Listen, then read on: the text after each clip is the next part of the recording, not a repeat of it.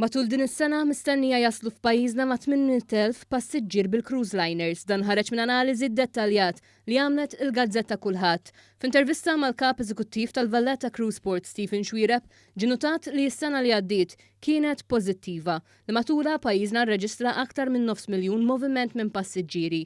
Dan juri rkupru mid-daqqa tal-pandemija wara r-rekord ta' aktar minn 900,000 moviment bil-cruises fl-2019.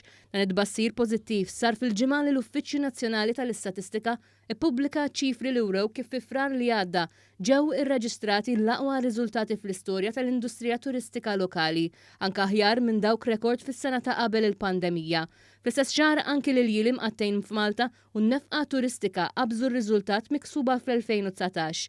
Intant, il-kap eżekuttiv tal-Valletta Cruise Port għamel referenza wkoll għall-investiment b'saħħtu li qed isir bħalissa mill-Gvern fil-port il-kbir. Fost dawn hemm il-proġett tal-Grand Harbour Clean Air li se jkompli tejjeb il-kwalità tal-arja f'pajjiżna u jagħmel l-operat fil-port il-kbir aktar sostenibbli.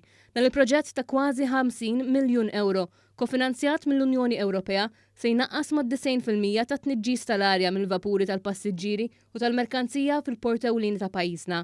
Stephen Xwiereb irrimarka wkoll li bħalissa Infrastructure Malta għaddejja bix-xogħol biex żewġ mollijiet ewlenin, Pinto 4 u 6, jitwessaw b'medja ta' 16 metru. Dan il-proġett ta' 25 miljun euro se jippermetti li jorbtu cruise liners kbar mingħajr ħtieġa tal-braken li kienu qed jintużaw sissa.